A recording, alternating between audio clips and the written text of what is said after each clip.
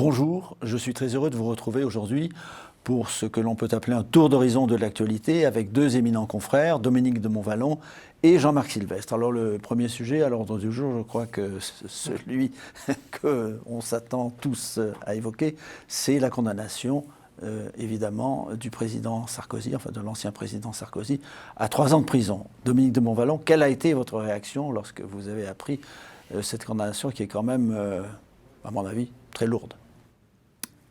J'allais dire j'ai été surpris, non, j'ai été estomaqué. J'ai été estomaqué parce que la condamnation, comme vous venez de dire, est extrêmement lourde. Il y a un appel, mais la condamnation est extrêmement lourde.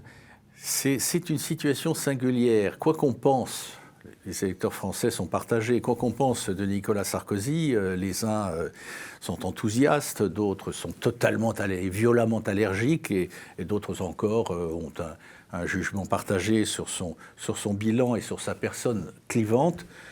C'est un fait qu'on a l'impression que la justice lui court derrière sans arrêt, de façon incessante, quitte de temps en temps à finir par prononcer un non-lieu. On verra pour la suite. Et il y a dans cette situation deux conséquences, me semble-t-il. Je dis juste ceci.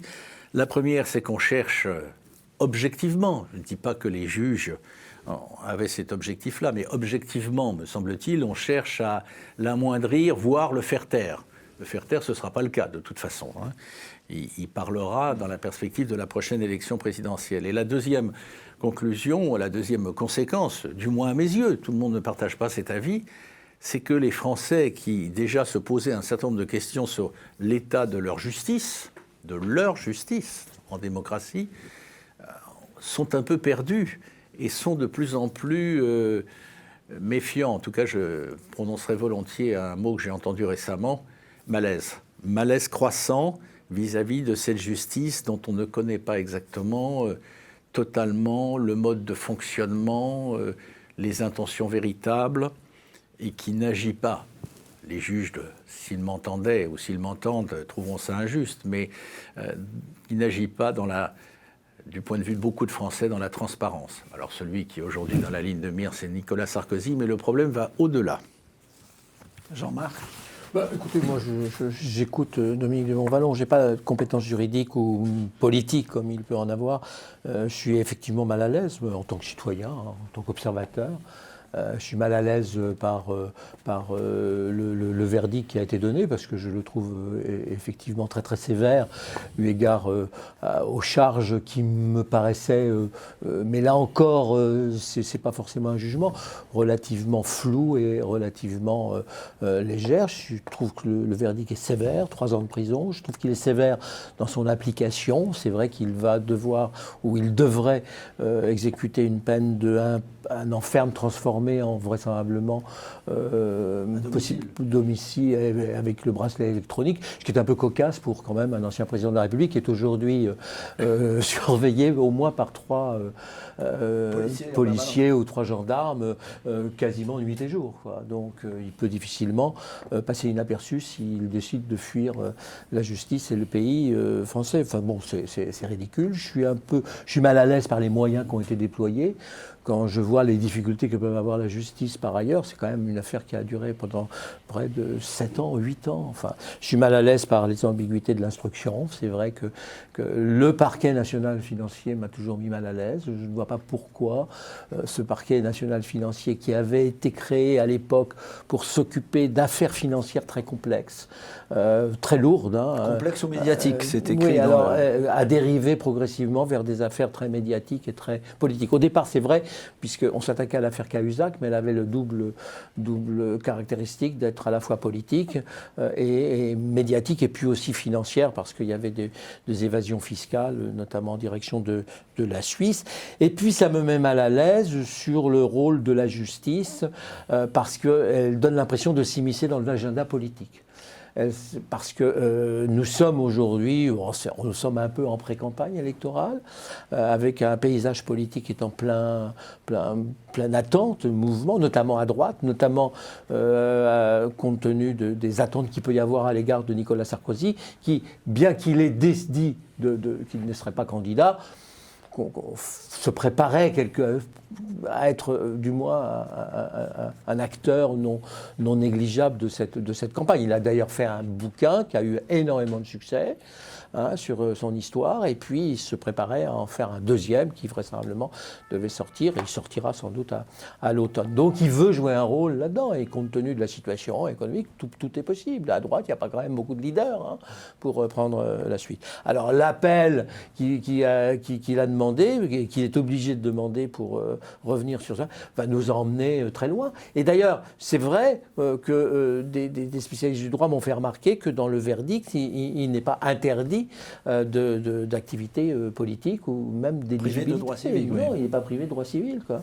Donc, je vous dis, la justice, une fois de plus, donne l'impression de s'immiscer dans une affaire politique. La dernière fois qu'elle l'a fait, ça n'était quand même pas passé inaperçu, parce que c'était au moment de l'affaire Fillon, et tout le monde s'est demandé pourquoi, avec quelle précipitation, en 3 jours. En 3 jours, on se précipitait sur le candidat qui avait les grandes chances de devenir lui aussi président de la République. Alors là, je dois dire que c'était un peu différent, parce qu'il avait un peu aidé la justice à tomber sur lui, quoi. Dominique ? Je vais juste ajouter quelque chose à ce que dit Jean-Marc Sylvestre. Beaucoup de Français, qui sont tous des justiciables en puissance, s'étonnent, et le mot est faible, de ce qu'un ancien président de la République, mais peu importe, le citoyen Sarkozy ait pu être écouté pendant des mois et des mois à son insu, et qu'on utilise aujourd'hui ces écoutes, écoutées entre lui et son avocat. Et évidemment, toutes les autres conversations qui en découlaient, dans une sorte ça c'est les vrais filets dérivants, tout ce qui en sortait.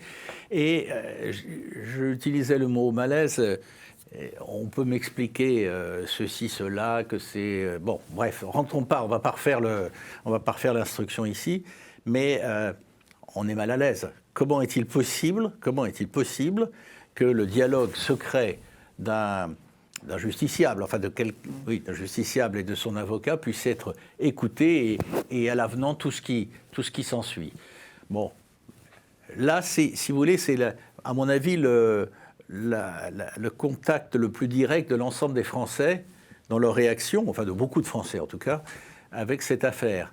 Ça leur est arrivé à eux, et moi demain, et moi après-demain. Voilà, toute proportion gardée. Il y a quelque chose qui n'est pas clair, d'où, j'insiste une dernière fois, je ne le répéterai pas, un certain sentiment de malaise. Oui, l'affaire Fillon aussi avait déjà provoqué un sentiment de malaise.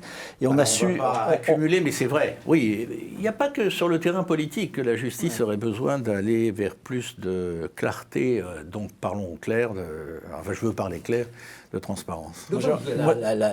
Les magistrats n'ont jamais respecté la neutralité politique de leur action. Le syndicat de la magistrature s'est prononcé politiquement. Le mur des cons. Bah oui, ça a été la caricature. Mais non, le syndicat de la magistrature est un lieu d'influence considérable dans le monde de la justice et dans le monde de la magistrature. D'ailleurs, ils sont vent debout aussi contre l'actuel ministre de la Justice, si je ne me trompe. C'est un combat politique qu'ils mènent contre... Ils s'en défendent, mais à la longue, ça finit par y ressembler. Moi, j'ai un magistrat qui m'a quand même dit, mais je ne peux pas dire son nom évidemment, que l'affaire Fillon avait été télécommandée de l'Élysée, la sortie du dossier, et que tout ça, ils étaient tous de connivence, et c'est pour ça que ça a été accéléré comme ça, en 3 jours, pour que l'affaire soit faite. Parce que sinon, si on avait utilisé les délais normaux, vous employez votre femme de chambre pour faire autre chose, on vous fait un procès, c'est pas en 3 jours que l'affaire va être entendue. Si on applique cette grille de lecture-là à l'affaire Sarkozy, la question que je me pose à moi, c'est à qui profite le crime, là, actuellement ? Est-ce que ça profite à la gauche ?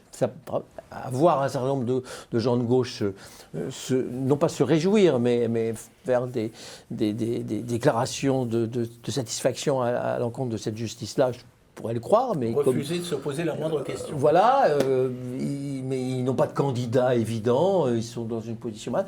Est-ce que ça peut profiter à la droite ? Vous savez, la droite, elle est très... Bon, les leaders de la droite, ils sont à la fois leaders de la droite, ils se méfient de Sarkozy. Enfin, c'est compliqué aujourd'hui. On ne sait pas qui profite. Alors justement, Dominique, vous qui êtes le spécialiste des questions de politique, cette pré-campagne dont parlait Jean-Marc, comment la voyez-vous là? Marine Le Pen n'a pas l'air d'être... Alors, sous l'angle qu'évoque Jean-Marc et que vous évoquez, mais il y a d'autres éléments à dire, parce qu'on est à l'entrée cette fois de la campagne présidentielle qui peut nous réserver pas mal de surprises.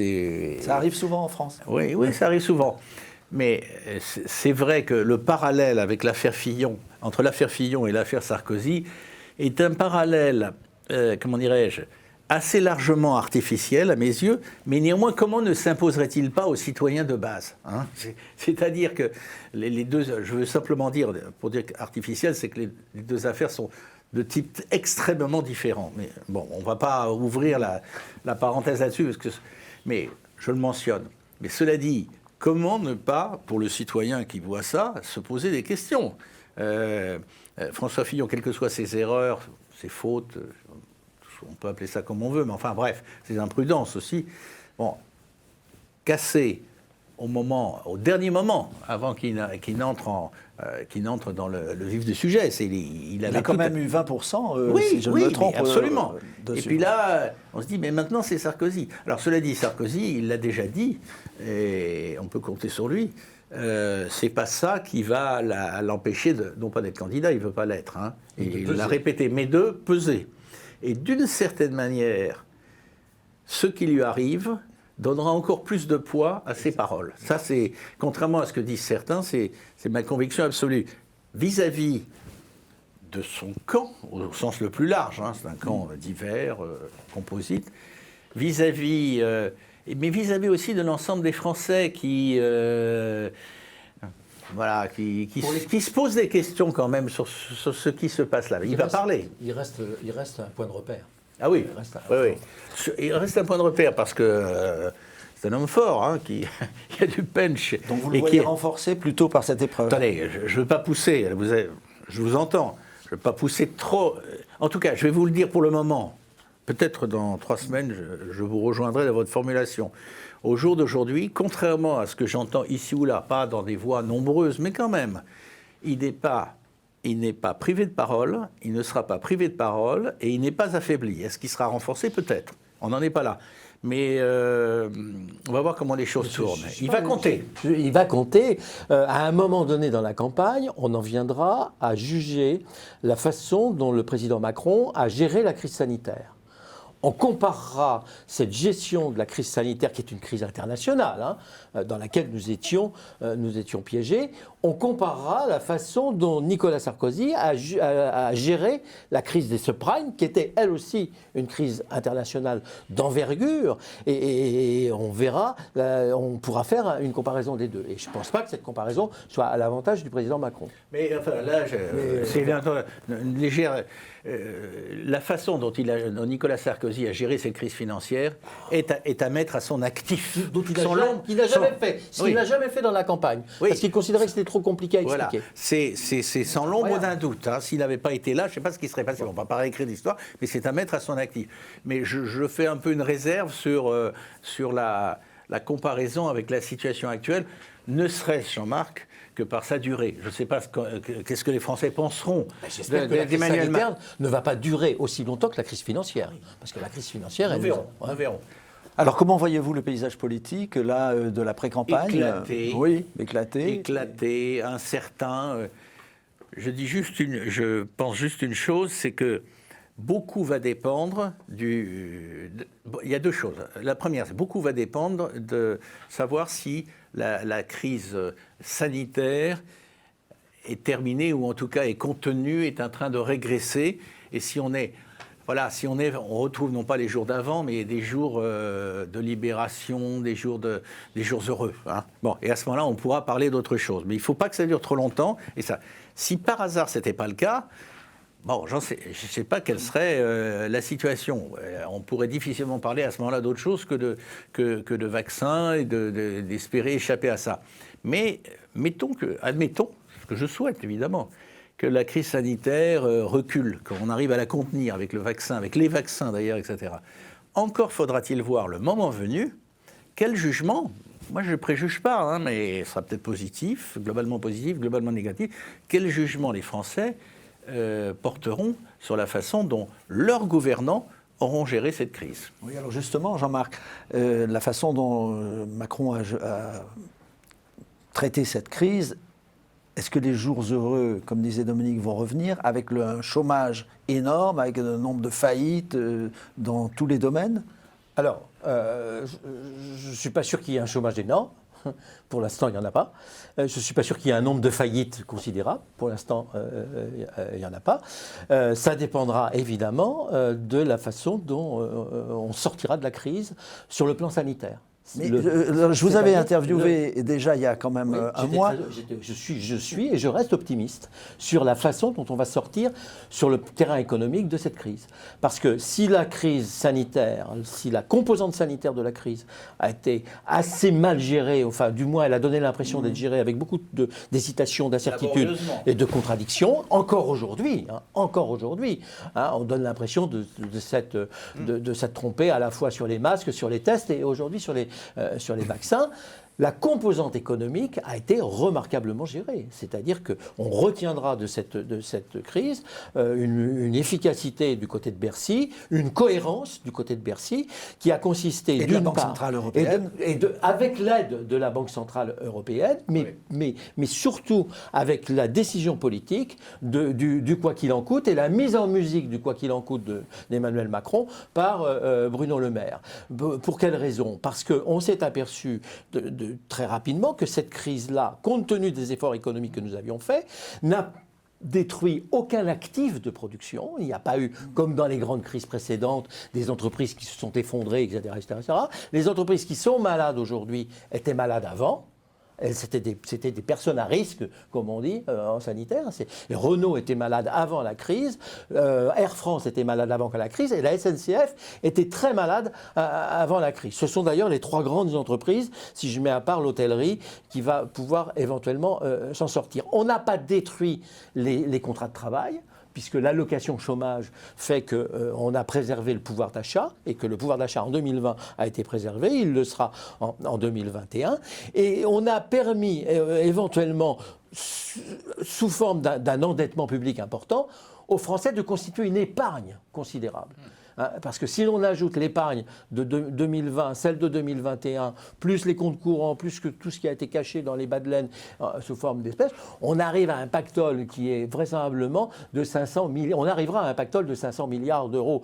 C'est un pactole qu'il va falloir remettre dans l'économie, et ça va être le carburant de la reprise, principalement. Et ce sur quoi Bruno Le Maire travaille. Alors, il travaille à remettre cet argent dans l'investissement des entreprises, il travaille à remettre cet argent dans la consommation, avec beaucoup de prudence, parce que tout ça est dangereux, surtout sans impôts.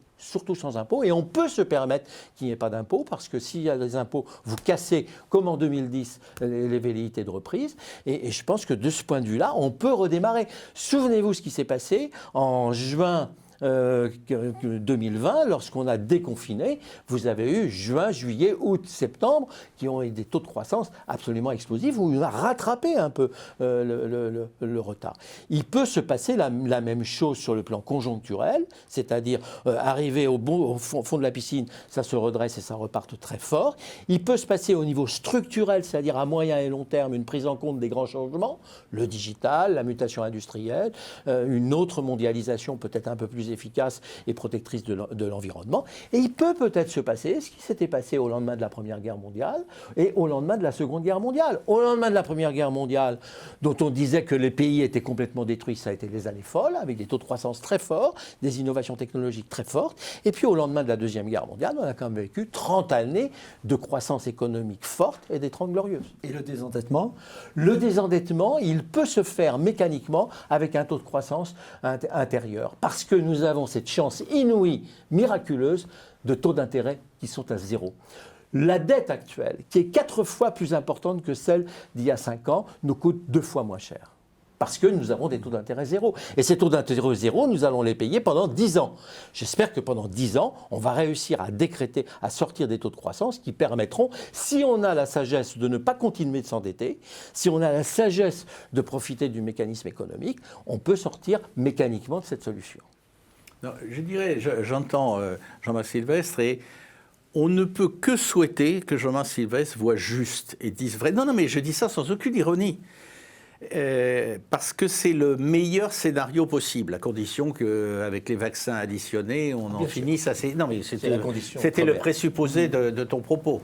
On ne peut que souhaiter ça, mais ce qui me frappe, alors on verra, peut-être tout ou partie, mais en tout cas, il y a des motifs objectifs d'optimisme dans la situation qui surgira de la fin de ce virus diabolique, comme disait le professeur Delfrécy, qui nous aura tant miné et qui nous mine encore aujourd'hui. Moi, ce qui me frappe, j'ajoute simplement ceci, c'est que le discours... Mais je fais la leçon à personne, pas ici de toute façon, mais à personne. Ce qui me frappe, c'est que le discours ambiant en France est un discours négatif, pessimiste, un discours, j'ai envie de dire, un discours défaitiste. On est toujours mauvais, on n'a pas fait ceci, on n'a pas fait ça, on aurait dû, etc. etc. Alors, il ne s'agit pas d'emboîter le pas. Et encore une fois, j'espère que Jean-Marc Sylvestre aura totalement raison. J'applaudis des deux mains, alors là, vraiment. Mais en tout cas, ça fait plaisir de l'entendre. Je ne dis pas ça devant vous, mais ça fait plaisir de l'entendre parce que les réalités sont complexes. Et c'est dommage qu'il ne soit pas plus entendu dans le contexte que nous vivons aujourd'hui.